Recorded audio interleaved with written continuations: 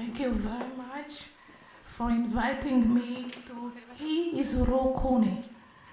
If you don't understand my Japanese, I mean, thank you for inviting me to the land of the rising sun. He is Rokuni. And thank you to Professor Ada Cohen, who invited me to this wonderful place, Kyoto Doshisha University. The history of Hebrew culture begins with the word. According to the book of Genesis, in the Hebrew Bible,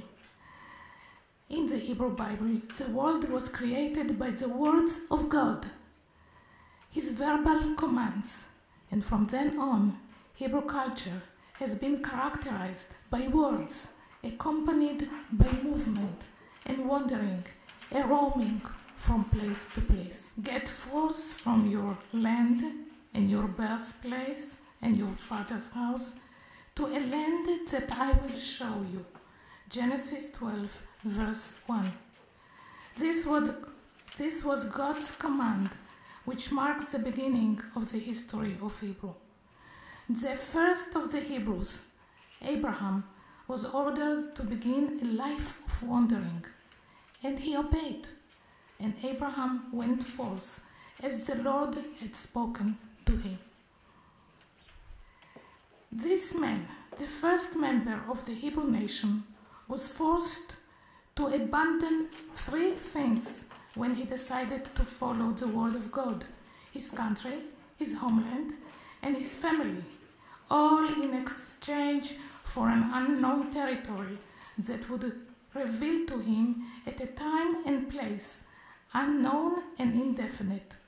He accepted all this in return for the vague and distant promise of becoming a great nation. The first command of the first Hebrew received from God to leave his home was a foreshadowing of a second command, which would be forced upon him only several years after his arrival to the promised land. Although Abraham has been told that in that land his obedience and loyalty would be rewarded, as his offspring would multiply and turn into a powerful nation, now suddenly, without warning, God was sending him on a much more difficult journey. While it required only 3 days of travel, upon reaching God's chosen destination, Abraham would have to sacrifice his only son, the son who was to deliver Abraham's reward for fulfilling God's first command. The wording of this second command is reminiscent of the first. Take pray your son, your only one, whom you love, Isaac, and go forth to the land of Moriah and offer him up as a burnt offering on one of the mountains which I shall say to you. Genesis 12, verse 2. If the first command was marked by 3 hardships, so too is the second. In the former, Abraham had to forsake land, homeland, and family. In the second, he had to sacrifice his son, his beloved son, the son who was gifted to Sarah after she could no longer bear children. The two instances are similar not only in commanding Abraham to take leave of his loved ones, but also in the naming of an unknown destination, to a land that I will show you in the first case, and to one of the mountains of which I shall say to you in the second. Isaac, the son of Abraham, the son who was nearly sacrificed, and we all know the term Akedah, never had to leave the land of Israel. Instead, he would wander throughout the land. In contrast, Isaac's son Jacob did leave for Egypt with his 12 sons, who indeed multiplied and became a nation. but a nation of slaves who were forced to build Pharaoh's store cities and were constantly subjected to persecution by the Egyptians. We can only venture to guess what language Moses spoke to Pharaoh when he announced the 10 plagues. Was it in the brusque and terse language typical of biblical Hebrew when he commanded, "Let my people go"? It appears that despite the fact that Moses grew up in Pharaoh's house and that the Hebrew people remained in Egypt for 400 years, the Hebrew used in the book of Exodus contains only few vestiges of the Egyptian language. After leaving Egypt, the Hebrew people, the Israelites, or the children of Israel, were destined to roam the endless space of the desert for another 40 years, during which they would develop their distinct identity as a nation. Much like the Hebrew man, the first Hebrew man, who left his country, home, and family to go to a place unknown, so too his offsprings had to leave behind a country where, from their nostalgic perspective, in the desert they had been able to eat bread to the full in order to embark on a quest for utopia. However, this promised land of milk and honey, which would remain beyond the reach of the desert generation, seemed destined to become yet another never fully attained promise. Settling in the new land proved to be a period marked by hardship and wars, but adversity did not end there.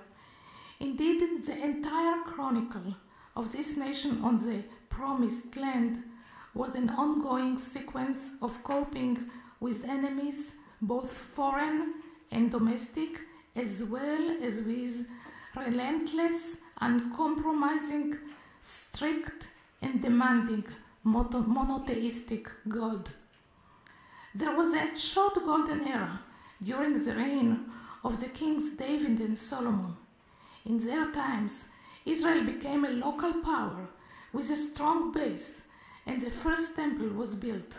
However, its destruction in the year 536 BCE signaled the beginning of the diaspora, when the Jewish people, deprived of a homeland, were forced to stay in constant motion, again moving from place to place.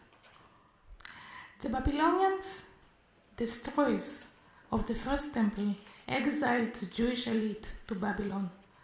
Some of the Jewish residents fled to Egypt and the surrounding areas. From this point onward, Jewish communities would develop mostly in the diaspora. Babylonian diaspora is marked in the Jewish collective consciousness as a period of intense longing for the land of Israel, for Zion. By Babylonian streams, there we sat, oh, we wept, when we recalled Zion. Psalm 137. The return of Zion, yet the return to Zion and the building of the second temple did not bring the entire Jewish people back to the land of Israel, and the centers of Jewish communities in the diaspora continued to exist. Unlike the exodus from Egypt, which was total and which left the Hebrew language virtually untainted, the exodus from Babylon was not complete, and the period that the Jewish people spent in Babylonian exile had a crucial effect on their culture, beginning with the extensive use of Aramaic in the later biblical books of Ezra, Nehemiah, and Daniel, which were written after the Babylonian exile, as well as in the Jerusalem Talmud, the Babylonian Talmud, and the Zohar, which is the book of Jewish mystical thought. The Hebrew language was pushed aside by the lingua franca, the language common among speakers of various languages of the Persian kingdom. As I have shown, the history of the Hebrew people who evolved into the Jewish nation was characterized by constant wandering. However, from this point onward, this nation acquired an additional typical characteristic, namely bilingualism and even multilingualism. In most cases, Hebrew continued to function as a written language, the holy tongue, the language of nostalgia and sweet memories, but the spoken language was another. In the first centuries following the destruction of the Second Temple by the Romans in the year 70 CE, Aramaic was still the Jews' second language, but henceforth, as they scattered to the four corners of the earth, Jews began to adopt the language of the local people. At the same time, they also developed their own Jewish dialects, Jewish Arabic, Ladino, which is the Jewish Spanish, and Yiddish, which is the Jewish German. The daily use of Hebrew gradually decreased and eventually disappeared completely. This world nation, in Hebrew Am Olam, a term introduced by the prominent historian Ben-Dov to describe the Jewish people as ever-present, that is to say, both ubiquitous and eternal. In Hebrew, the word Olam means both world and eternal, had lost the ability to speak the language of its forefathers. The period of the Second Temple was characterized by the ongoing dialogue between two major Jewish centers, one located in the land of Israel and the other in Babylon.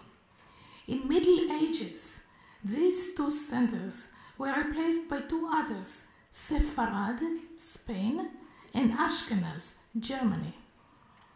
第二神殿の時代にはこのユダヤ人の国家というのは、あるいはユダヤ人のコミュニティは2つの主な中心地がありました。これはイスラエルの地とそれからバビロンです。ところが中世になりますと、この2つの代わりに新しい2つの中心地が出てきました。これはスペインのシェパラドとドイツのアシュケナーズです。The geographic relocation of the core communities of the Jewish nation is of course another example of the continual movement of a people without a homeland. The language spoken in these two new centers also changed. Bilingual Jews in Spain spoke and wrote Arabic and Hebrew, while the Jews in Germany spoke and wrote in German and in Hebrew. As time went on, the Jews in Spain developed a dialect, Jewish Arabic, which combined their two languages, just as the Jews of Ashkenaz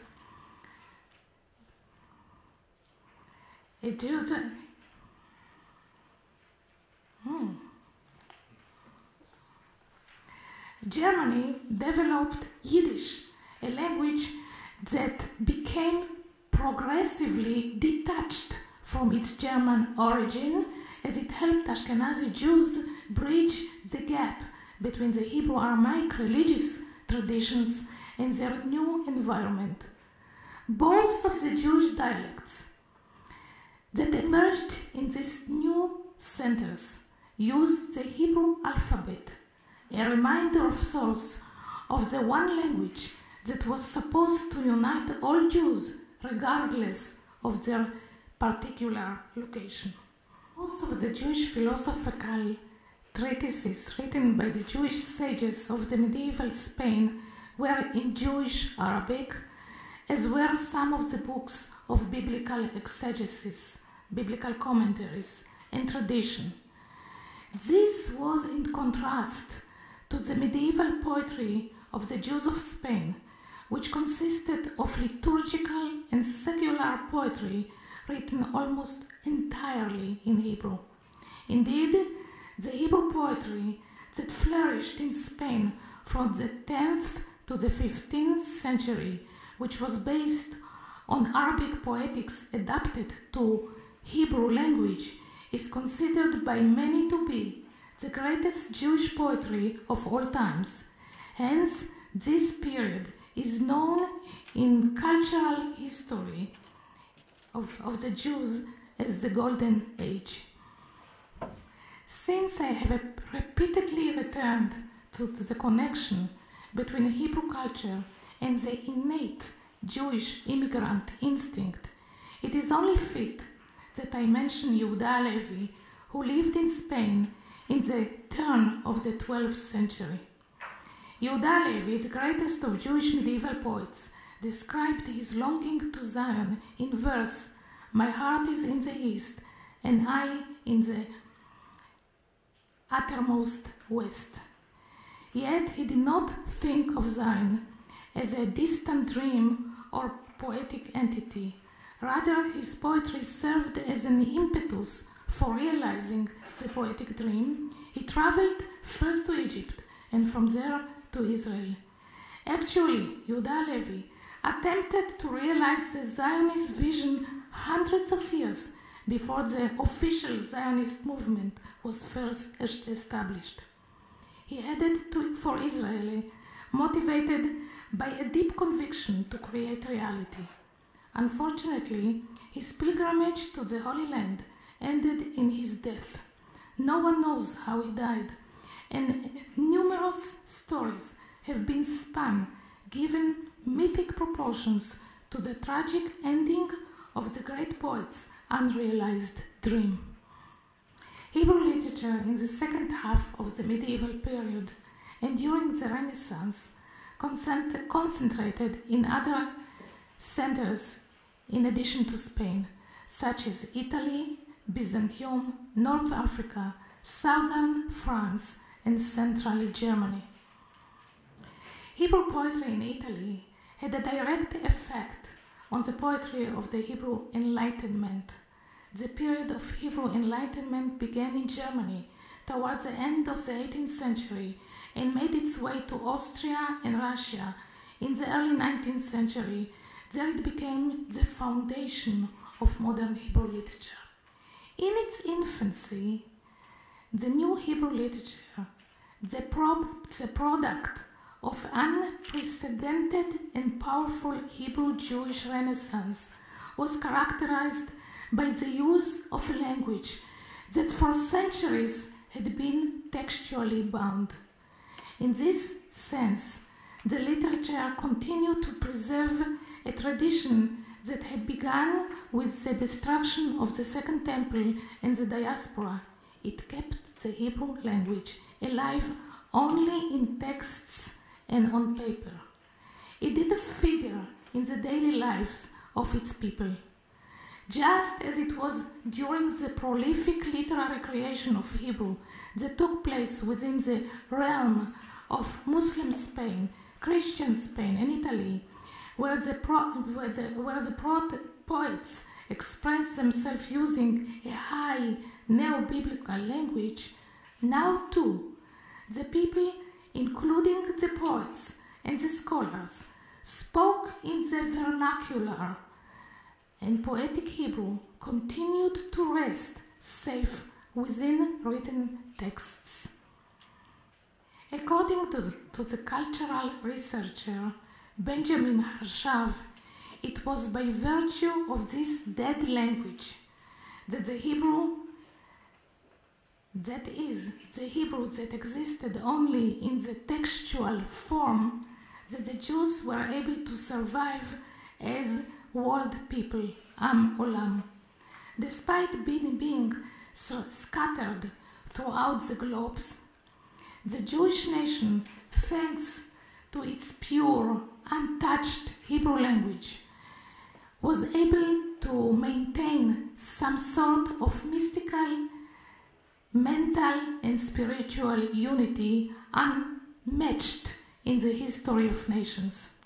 Here is what Harshav wrote in his book, The Polyphony of Jewish Culture.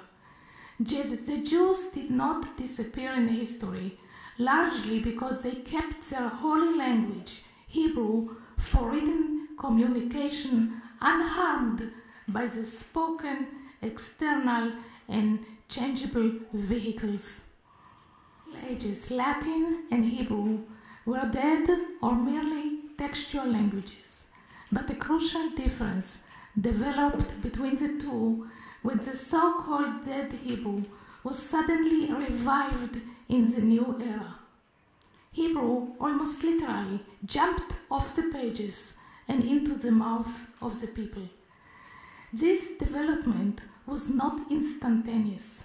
It followed a bitter war of words between the flexible, ironic, and idiomatic Yiddish, which had been spoken by European Jews for over 500 years, and Hebrew, which was perceived as inflexible, a dormant, a sleeping beauty that would have to be rigorously resuscitated if it were to meet the urgent needs of modern life. The revival of the Hebrew language was an important feature of the abrupt transition, essentially a Jewish national cultural revolution from the 18th century into the Enlightenment, which in Hebrew is called the Haskalah, the intellectual or educational period. The Jewish revolution essentially rejected the former way of life, the behavioral rules, and the thought patterns which had characterized the Jewish people in their small Eastern European communities for hundreds of years. In their place, the Jews adopted the values and the way of life of secular Europe, like their non-Jewish countrymen. The Jews of Europe wanted to develop a secular and rationalist identity without forsaking their uniqueness. This led many of them to abandon the small provincial Jewish communities and to move to the cultural centers in the large cities. Thus, the revolution is yet another chapter in the history of the Jewish nation, characterized by the same dynamic of moving from place to place. The Jewish population as a whole was then on the move. There was a mass migration, whether from small towns to the cities or from one country to another, a trend which swept away most of the young and left no family without migrants. In this diaspora mentality, Jews had no attachment to the soil or to any particular country or language, and the image of the wandering Jew was mastered once again. So, without any sense of attachment to a land, country, or local language, with Yiddish is considered a popular and undignified mixture of languages, and driven by the new desire to be like other secular cultured nations undergoing a social revolution, Jewish scholars, leaders of the revolution, express themselves in writing, reverting again to their ancient language. Hebrew was thus perceived as a classical language, rooted in a 3,000-year-old history. It was associated with attachment to a particular land, to sovereignty, independence, and depth. Only such a language could give true expression to the modern era, conveying a sense of dignity and national pride. However, to write a novel in Hebrew, to give the clearest indication that the language had once again been mastered, was to create a whole world in a tongue not actually spoken in real life, yet it was up to the novelist to treat the language as if it were indeed spoken.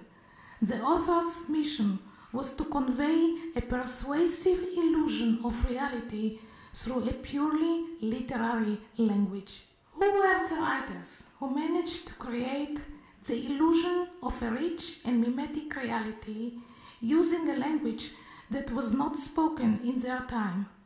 How did they motivate their characters to speak a language that sounded alive and reliable while they themselves were not sure of its pronunciations?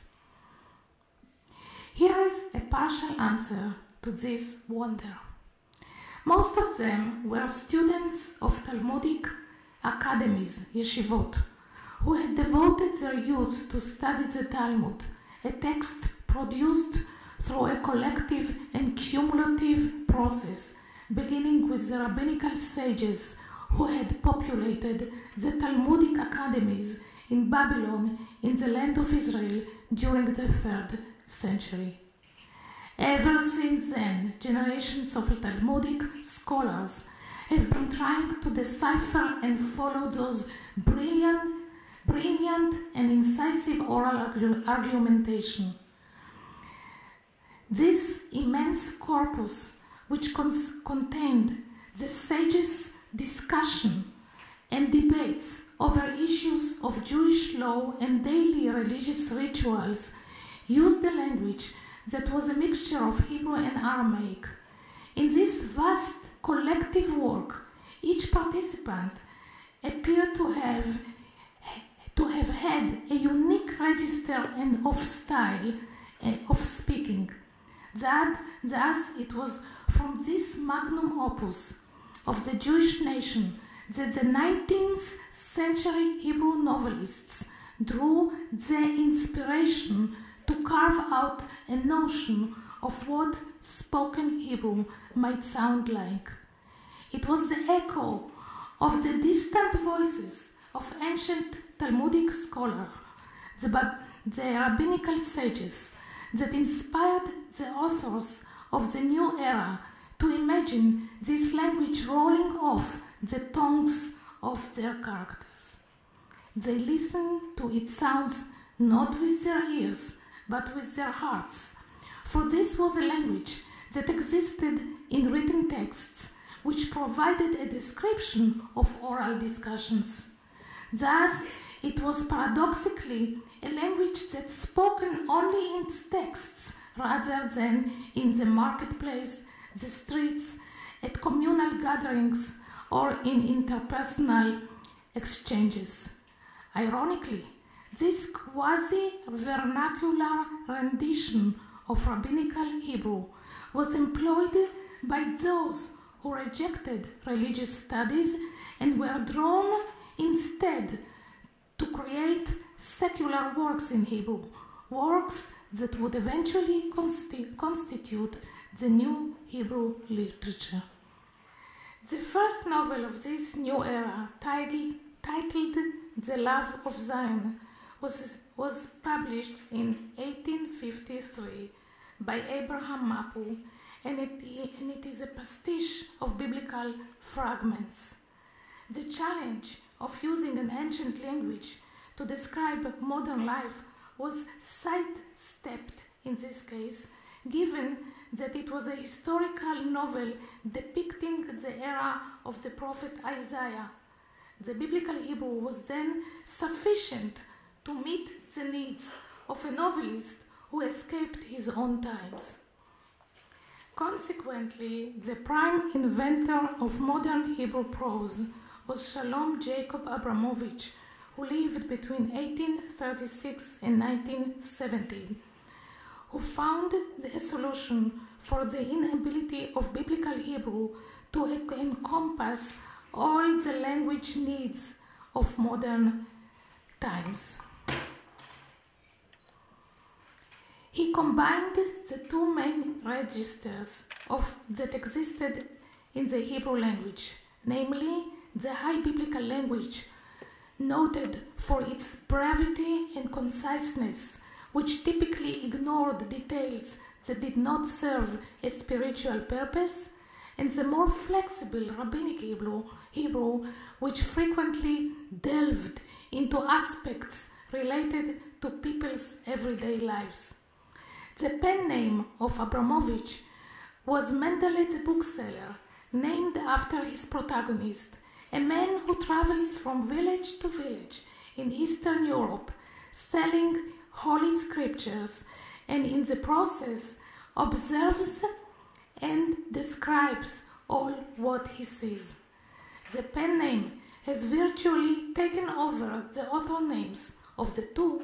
Only the pen name has been popularized and is to this day widely recognized.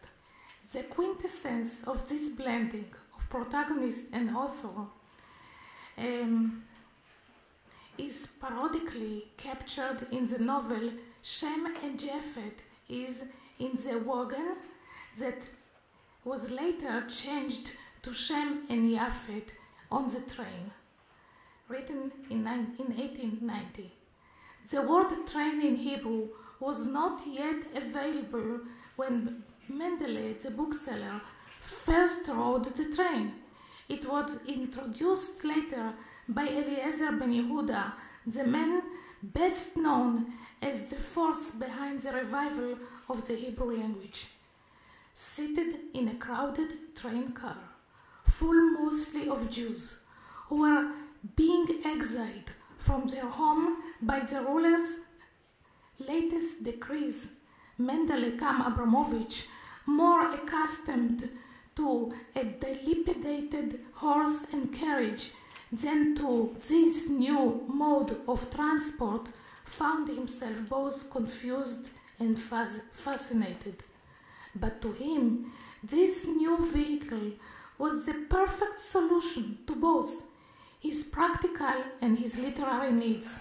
It offered a quicker and more convenient mode of travel, as well as a most suitable setting for describing a people of a perpetual, peripatetic, wandering nation. Ever since the invention of the Hebrew word for train, rakevet, the vehicle so well suited for a people in constant motion, transitioning as they were from one geographic site to another, Hebrew literature has been populated with trains, tracks, and stations. In literature, as in reality, these sites function as a place of encounters and departures, both incidental and personal, between one's new and former selves, between the traveler and the constantly changing landscape that passes before his eyes. One of the most important novels in the new Hebrew literature, titled Only Yesterday, was written by S.Y. Agnon, the greatest Hebrew author of the new era and the 1966 recipient of the Nobel Prize for Literature. In this novel, the protagonist, whose name is Isaac Humer, much like Abraham, the biblical forefather, leaves his country, his birthplace, and his father's home to go to the land of Israel.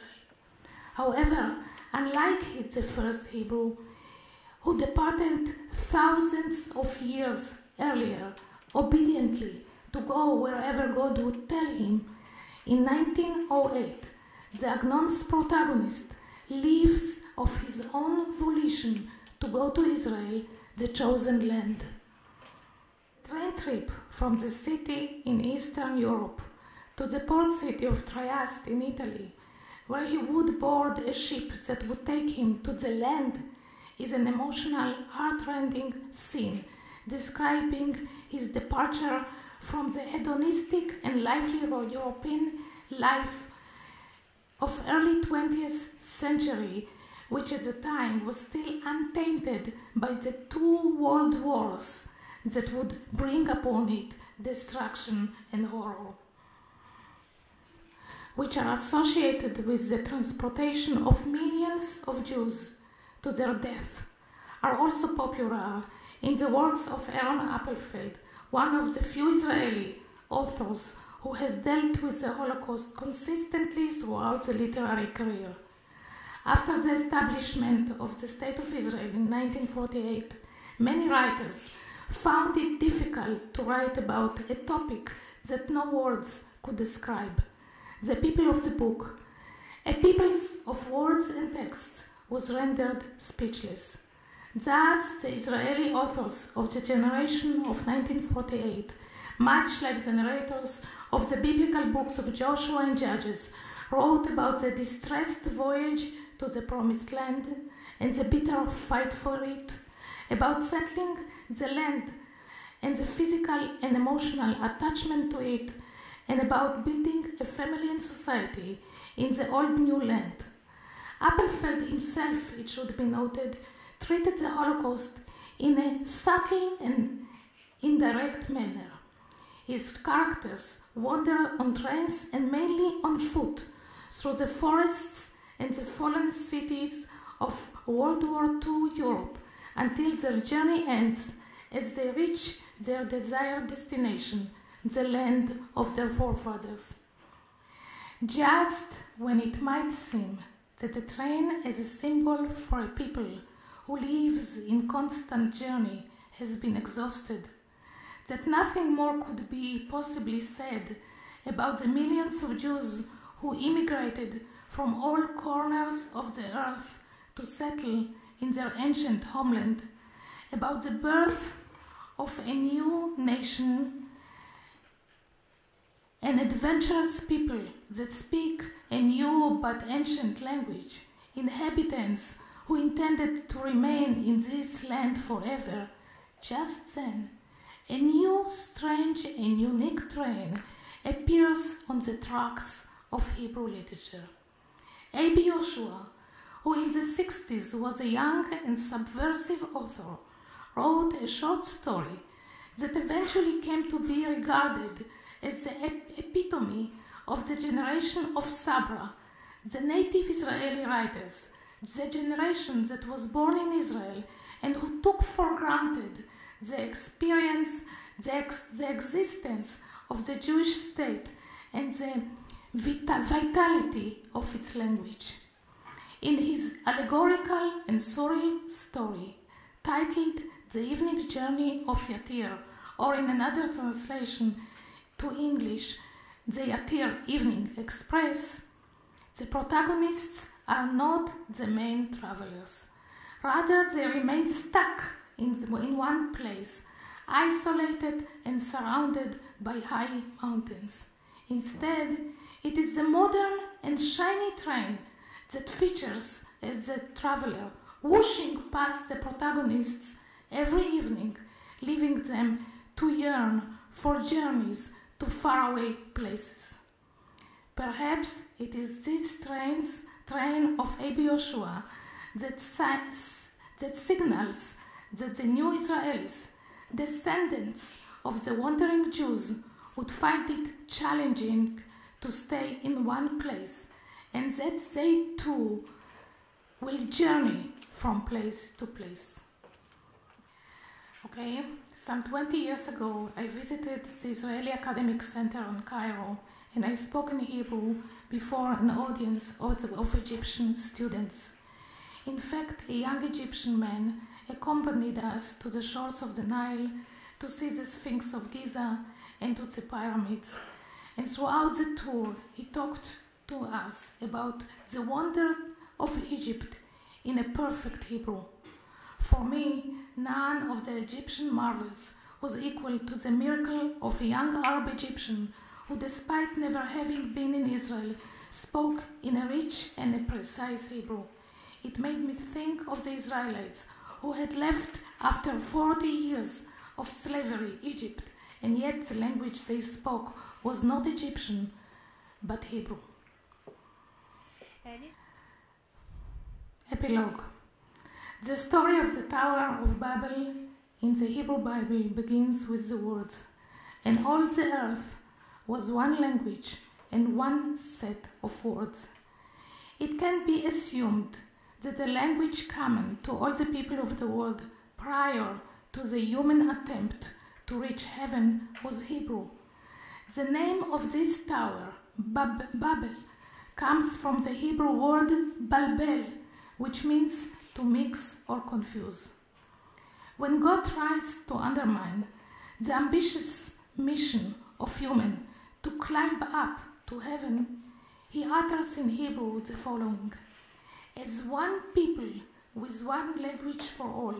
If this is what they have begun to do, nothing they plot will elude them. Come, let us go down and babble their languages there, so that they will not understand each other's language. Genesis 11, verses 6 to 8. God understood the enormous power of having only one language for all and decided to confound humanity by giving it numerous languages and multitude of dialects. Thus, if God had not feared the power of an organized human race due to one language for all of humanity would have continued to speak the earlier language of the world. Indeed, all of us here now would be speaking and understanding Hebrew. Domo arigato, toda rabah.